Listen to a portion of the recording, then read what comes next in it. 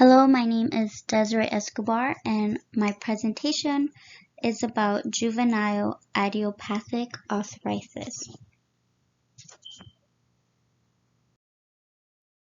What is juvenile idiopathic arthritis? It is otherwise known as GIA, and it is swelling in the joints, usually affecting children under the age of 16. It is joint pains, inflammation, swelling, and stiffness. So on the picture, you could see the redness where the swelling is at.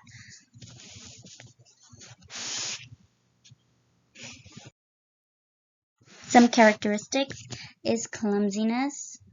So clumsiness usually occurs when you're waking up from a nap. That first step you take, going to the bathroom or going to brush your teeth, that first steps, you can notice they're a little bit clumsy, falling or tripping on themselves. Limping. So usually when they're in pain, they start limping towards the side that they're not in pain, trying to make their leg that is swollen less painful. Getting rashes on their arms, their backs, their legs, and having some swellings. So on the picture you can see how the little boy's hands are pretty swollen. Usually it could be on your ankles, your feet, or more common, your knees could be more swelling. Here are some statistics. So GIA is a rare disease. It has a fewer of 2,000 cases per year. And girls are more likely than boys to get GIA. So 1 in a million would suffer fatal incident, meaning this is not a deadly disease.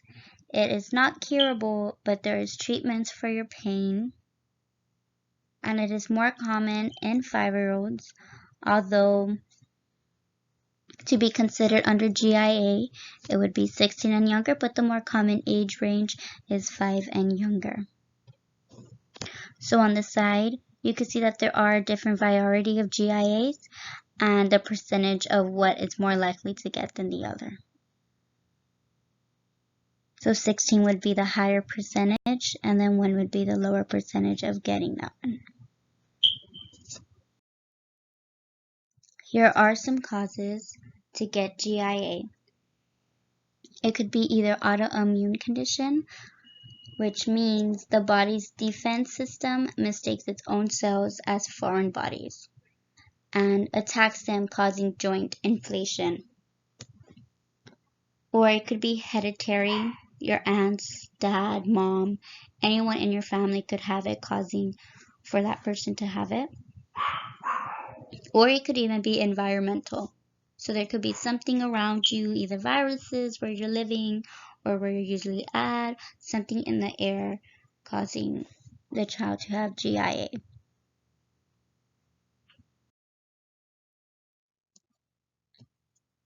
Identifying the disease.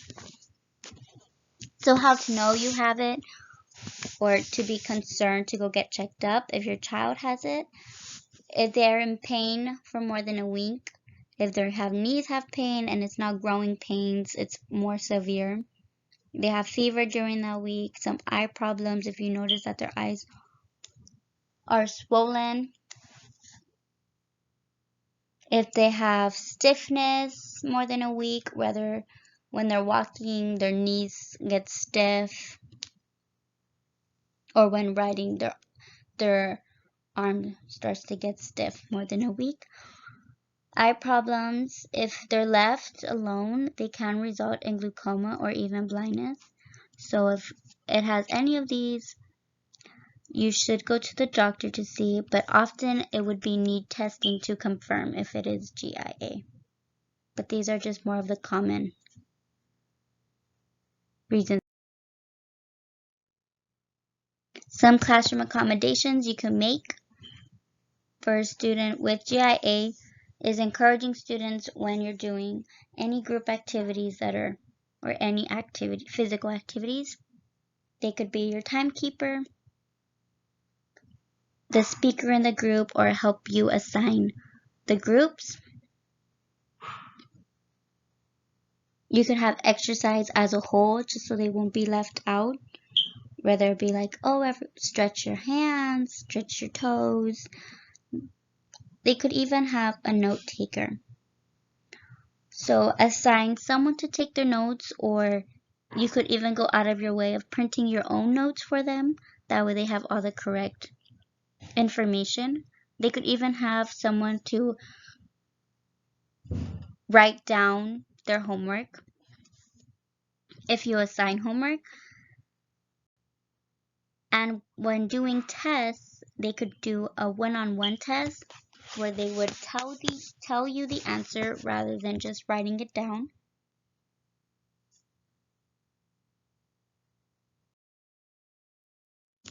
Some support groups. So the Arthritis Foundation is a global support group nationwide. So you can find that online. There is no physical support groups down here, but you could go on Facebook and find support groups online.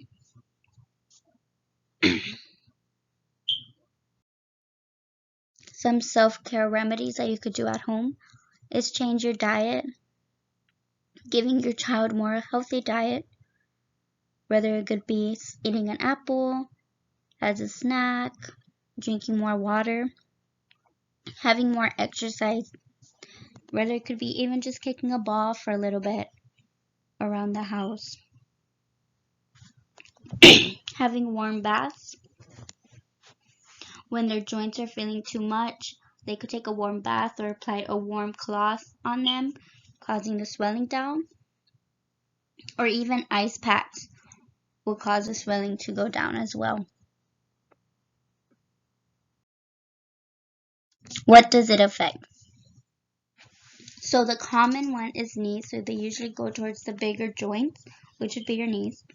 But it could be your hands, your feet, your ankles, any joints you have, but these are the most common. In a picture, you could see the yellow, which is the fluid that swells your knees, as the picture shows.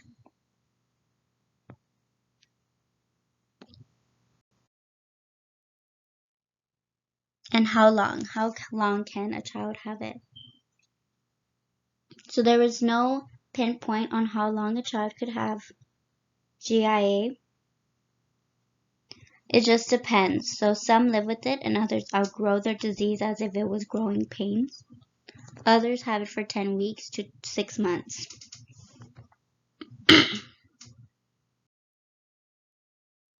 Exercising.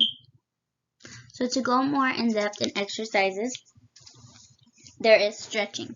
So you get a stretching rope, pull it towards your feet, rotate your ankles, your legs, your feet, your toes. Move your wrists around, your fingers, even your knees, anything that the swelling occurs at. Cycling. So cycling is a very low impact. So you get a bike, maybe not even ride your bike for a long time, just around the block or even just riding it inside the house, how long you can. Hydrotherapy is the most common exercise with GIA. It is less stressful for the joints. And hydrotherapy is the use of water. So any exercising you would do on land, you could do in the water.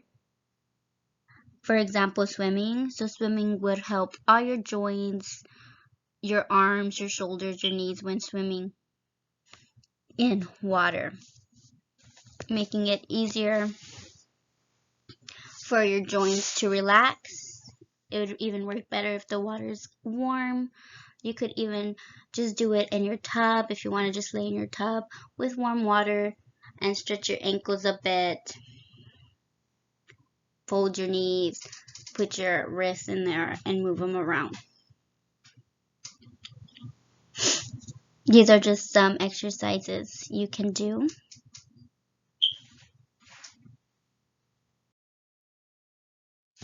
And citations. So this is where I got most of my information from. you are more than welcome to click on the citation and get some more information for yourself. So this is all of my research on GIA, juvenile idiopathic arthritis.